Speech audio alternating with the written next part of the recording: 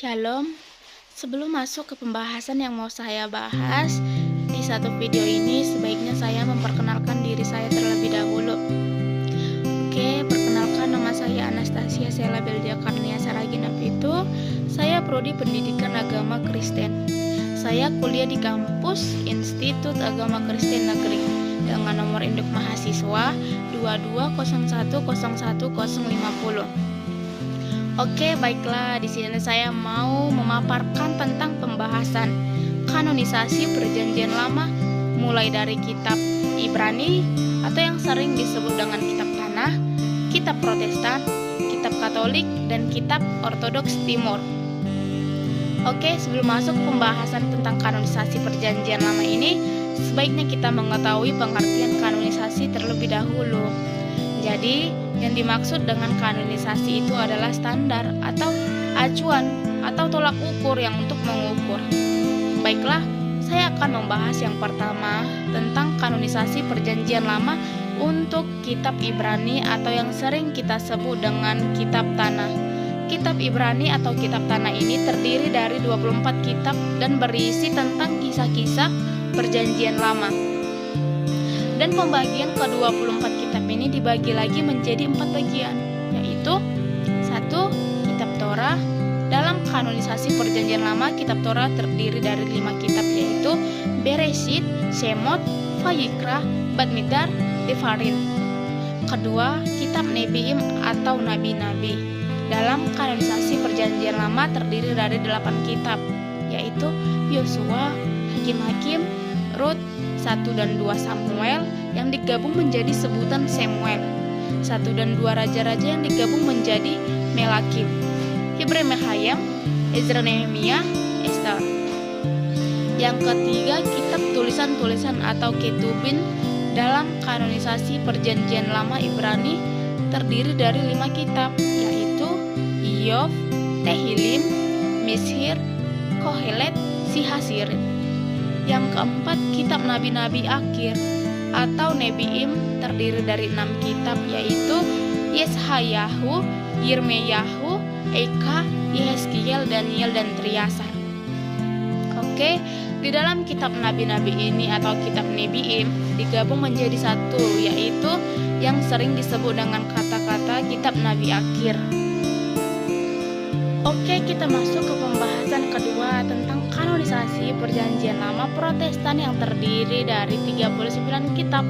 Dan ke-39 kitab ini dibagi lagi menjadi 5 bagian, yaitu 1. Kitab Pentateu atau kitab Taurat. Dalam kanonisasi Perjanjian Lama Protestan ada 5 kitab, yaitu Kejadian, Keluaran, Imamat, Bilangan, Ulangan.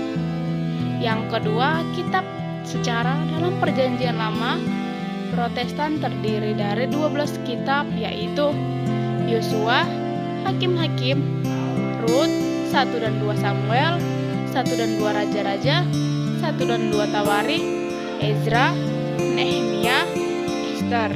Yang ketiga, kitab Hikmat. Dalam Perjanjian Lama kanonisasi Protestan yang terdiri dari 5 kitab, yaitu Ayub, Mazmur, Amsal, Pengkhotbah, Kidung Agung.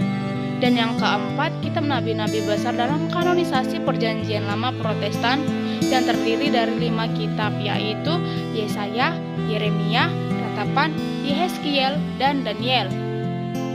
Yang kelima, kitab Nabi-Nabi kecil dalam kanonisasi Perjanjian Lama Protestan yang terdiri dari 12 kitab, yaitu Hosea, Yoel, Amos, Obadya, Yunus, Mika, Nahum, Habakuk, Zefanya, Hagai, Zakaria, Maleaki. Oke, kita masuk ke pembahasan yang ketiga yang membahas tentang kanonisasi Perjanjian Lama untuk Katolik yang berisi 46 kitab, dan pembagian 46 kitab ini dibagi lagi menjadi 4 bagian, yaitu yang pertama, kitab Taurat dalam kanonisasi Perjanjian Lama Katolik yang terdiri dari 5 kitab, yaitu Kejadian, Keluaran, Imamat, Bilangan, dan Ulangan. Dan yang kedua, kitab Sejarah dalam kanonisasi Perjanjian Lama Katolik terdiri dari 16 kitab, yaitu Yosua, Hakim-Hakim, Rut, 1 dan 2 Samuel, 1 dan 2 Raja-Raja, 1 dan 2 Tawarikh, Ezra, Nehemia, Tobit, Yudit, Ester, 1 Makabe, 2 Makabe. Yang ketiga, kitab hikmat dalam kanonisasi Perjanjian Lama Katolik. Terdiri dari 7 kitab, yaitu Ayub, Mazmur, Amsal, Pengkhotbah, Kidung Agung, Kebijaksanaan, dan Sirah. Keempat, kitab nabi-nabi besar dalam kanonisasi Perjanjian Lama Katolik terdiri dari 6 kitab, yaitu Yesaya, Yeremia, Ratapan, Baruk, Yehezkiel, dan Daniel. Yang kelima, kitab nabi-nabi kecil dalam kanonisasi Perjanjian Lama Katolik terdiri dari 12 kitab, yaitu Hosea, Yoel, Amos, Obadya, Yunus, Mika, Nahum, Habakuk, Zefanya, Hagai, Zakaria, Maleaki. Oke, di pembahasan terakhir membahas tentang kanonisasi Perjanjian Lama Ortodoks Timur yang berisi 51 kitab yang dibagi lagi menjadi 5 bagian, yaitu yang pertama kitab Taurat, kanonisasi Perjanjian Lama Ortodoks Timur yang terdiri dari 5 kitab, yaitu Kejadian, Keluaran, Imamat, Bilangan, Ulangan. Yang kedua, kitab sejarah dalam kanonisasi Perjanjian Lama Ortodoks Timur terdiri dari 19 kitab, yaitu Yosua, Hakim-Hakim, 1-2 Samuel, 1-2 Raja-Raja, 1-2 Tawari, 1 Esdras, Ezra, Nehemia, Tobit, Yudit, Ester, 1 Makabe, 2 Makabe, 3 Makabe, dan 4 Makabe.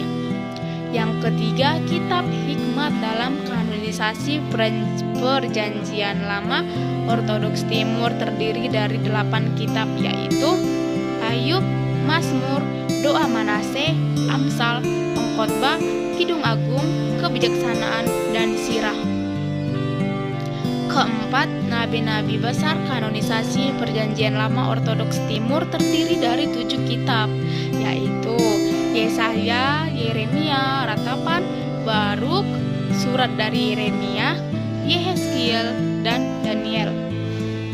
Dan yang kelima, kitab nabi-nabi kecil dalam kanonisasi Perjanjian Lama Ortodoks Timur yang terdiri 12 kitab, yaitu Hosea, Yoel, Amos, Obadya, Yunus, Mika, Nahum, Habakuk, Zefanya, Hagai, Zakaria, Maleaki.